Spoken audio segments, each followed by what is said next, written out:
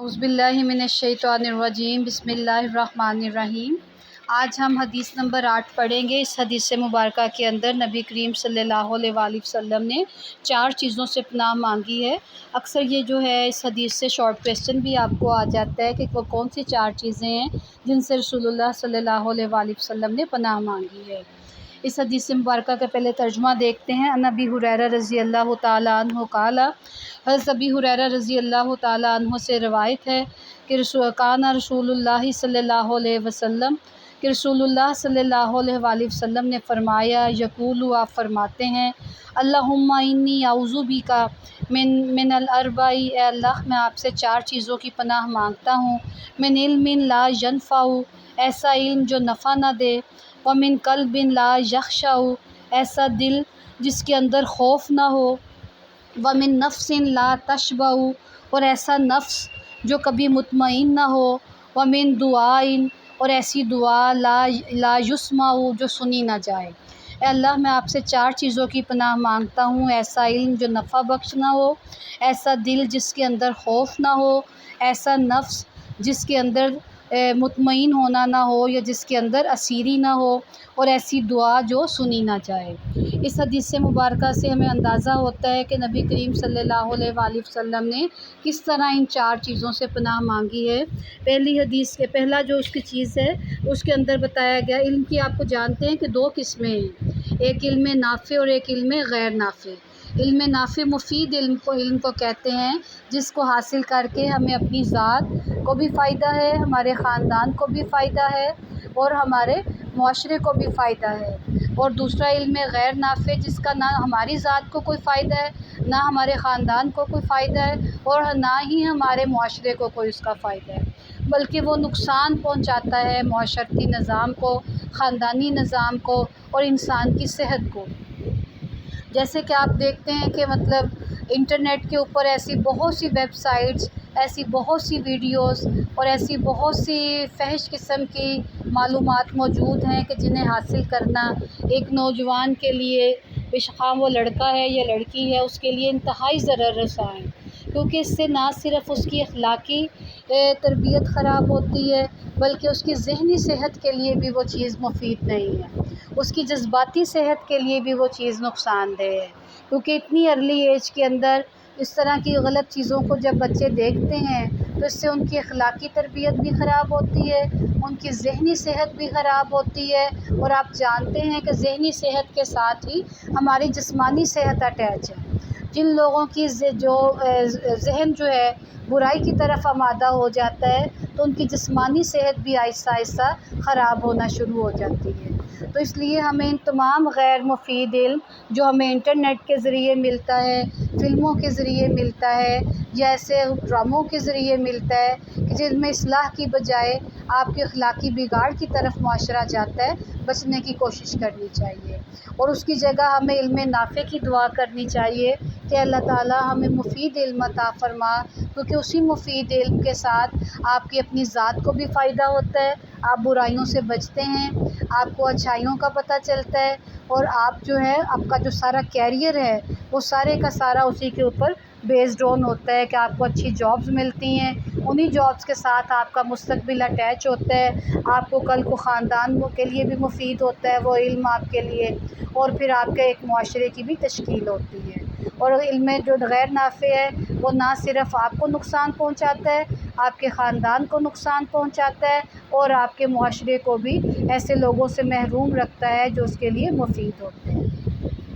اگلا جو حصہ ہے اس میں اللہ کے رسول نے پناہ مانگی ہے ایسے دل سے جس کے اندر خوف نہ ہو۔ آپ جانتے ہیں کہ برائی کی طرف ہمارا بڑھنے کا اسی صورت میں ممکن ہوتا ہے کہ ہم لوگوں کو ڈر نہیں لگتا اس کام کو کرتے ہوئے،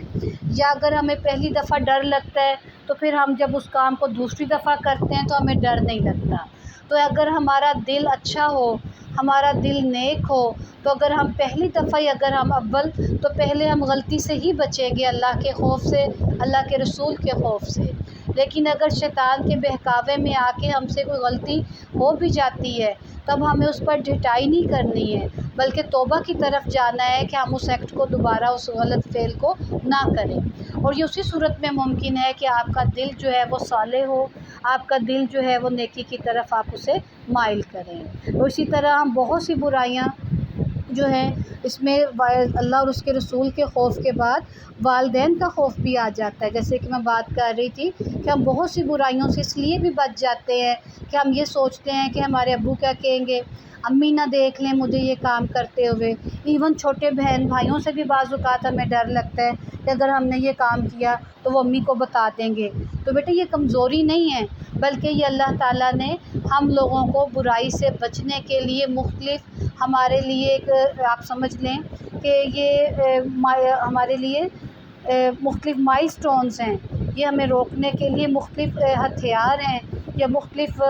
طریقے ہیں جو اللہ تعالیٰ نے بنا رکھے ہوئے ہیں کہ ہم بہت سی برائیوں سے اللہ کے ڈر کی وجہ سے رک جاتے ہیں، بہت سی برائیوں سے اپنے والدین کے ڈر سے رک جاتے ہیں، بہت سی برائیوں سے ہم ایون اپنے چھوٹے بہن بھائیوں، رشتہ داروں کی وجہ سے، محلے والوں کی وجہ سے، دوستوں کی وجہ سے رک جاتے ہیں کہ میرے دوست کیا کہیں گے، میرے رشتہ دار کیا کہیں گے۔ تو یہ انسان کی کمزوری کی علامت نہیں ہے، بلکہ یہ انسان کے بہتری کی علامت ہے کہ ہم ان لوگوں کا خوف رکھیں اور برائیوں سے بچے رہیں۔ اور اگر آپ دیکھیں کہ جب ہم کوئی اچھا کام کرتے ہیں تو ہمیں کسی کا خوف نہیں ہوتا، نہ اللہ کا ڈر لگتا ہے، بلکہ ہمیں خوشی محسوس ہوتی ہے کہ ہم نے ایک اچھا کام کیا ہے، نہ ہمیں والدین کا ڈر لگتا ہے کیونکہ ہمیں پتہ ہوتا ہے کہ ہم نے کچھ غلط نہیں کیا، اسی طرح نہ بہن بھائیوں کا خوف ہوتا ہے۔ تو خوف ہمیشہ پیدا ہی اس وقت ہوتا ہے جب ہم کوئی برا کام کرنے لگتے ہیں۔ تو اگر ہمارا دل کے اندر خوف ہوگا تو ہم برائی سے بچیں گے، اور اگر ہمارا دل نہ ڈر ہوگا تو ہم بہت سی برائیوں کا شکار ہو جائیں گے۔ اور بہت سے لوگ سمجھتے ہیں کہ یہ کانفیڈنس ہے، یہ کانفیڈنس نہیں ہے۔ کانفیڈنس انسان کو نیکی کے اوپر ہوتا ہے، اور نیکی آپ کے اندر اعتماد پیدا کرتی ہے، برائی کبھی بھی آپ کے اندر اعتماد پیدا نہیں کرتی ہے، ٹھیک ہے۔ اور اس کے بعد جو تیسری چیز اللہ کے رسول نے جس سے پناہ مانگی ہے کہ ایسا نفس جو کبھی مطمئن ہی نہ ہو، کہ یعنی ہمارے پاس بعض اوقات اتنی نعمتیں ہوتی ہیں، اتنی چیزیں ہوتی ہیں، پھر بھی ہمارے زبان سے کیا نکلتا ہے کہ اتنے ڈھیر کپڑوں میں سے پہننے کے لیے اب میں کیا پہن کے جاؤں، اتنے سارے جوتے ہوتے ہیں پھر بھی ہم کہتے ہیں کہ اب میں پہن کے کون سا جاؤں، کہ کثیر چیزیں گھروں کے اندر موجود ہیں لیکن ہم کہتے ہیں میرے پاس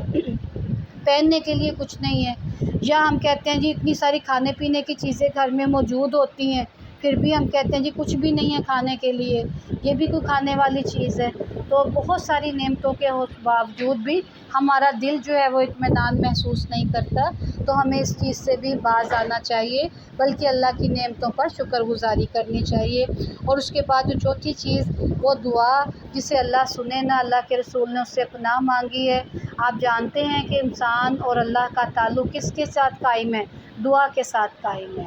اور ہم نماز پڑھنے کے بعد، قرآن پڑھنے کے بعد یا کوئی بھی اچھا کام کرنے کے بعد ہمیں اس چیز کا حکم ہے کہ ہم دعا کریں، مصیبت کے وقت دعا کریں، اگر ہمیں کوئی مشکل ہے تو ہم اللہ سے دعا کریں، کسی چیز کی ہمیں حاجت ہے تو ہم اس کے لیے اللہ سے دعا کریں۔ تو آپ جانتے ہیں کہ جو دعائیں ہماری قبول نہیں ہوتی اس پر ایک مومن یہ نہیں کہتا کہ ہماری تو اللہ سنتا ہی نہیں ہے، یہ اس طرح کے کفری الفاظ نہیں بولتا، بلکہ اگر اس بات پہ وہ مطمئن ہوتا ہے کہ اگر اللہ نے کسی نعمت کو ہمیں مانگنے کے باوجود بھی دور رکھا ہے اس میں یقیناً ہماری کوئی بھلائی ہے، اور کیونکہ اللہ تعالیٰ نے ہر چیز کا ایک وقت مقرر کر رکھا ہے تو ہمیں اس وقت کا بھی انتظار کرنا چاہیے۔ اور بہت سی دعائیں ایسی ہوتی ہیں کہ اگر وہ ہماری قبول ہو جائیں تو وہ ہمارے لیے نقصان دہ ہوتی ہیں۔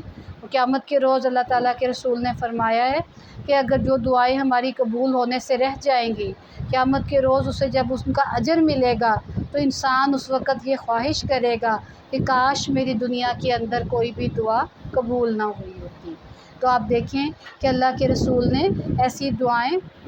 جو ہے جن کے قبول نہ ہونے، اور بہت سی دعائیں ہم ایسی بھی مانگ لیتے ہیں کہ جو ہمارے لیے شر کا باعث ہوتی ہیں، تو اللہ کے رسول نے ہمیں ان دعاؤں، بنیادی طور پر جو پناہ مانگی گئی ہے ان دعاؤں سے مانگی گئی ہے کہ جنہیں ہمارے لیے شر ہوتی ہیں لیکن ہم انہیں مانگ لیتے ہیں۔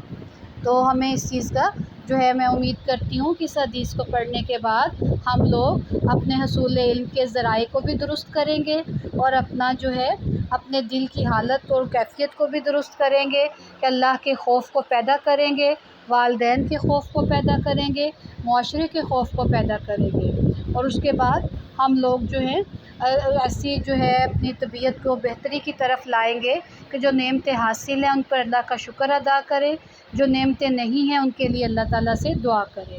اور اللہ تعالیٰ سے ایسی دعائیں نہیں مانگیں گے جن کا جو ہے یا کسی بھی دعا میں عجلت نہیں کریں گے، اور ہمیشہ جب بھی دعا مانگیں کہیں کہ اللہ تعالیٰ اگر اس میں میرے لیے خیر ہے تو مجھے عطا کر دے، اور اگر اس میں میرے لیے شر ہے تو اس معاملے کو مجھ سے دور رکھنا اور مجھے اس پر صبر عطا کرنا۔ وما علینا الا البلاغ۔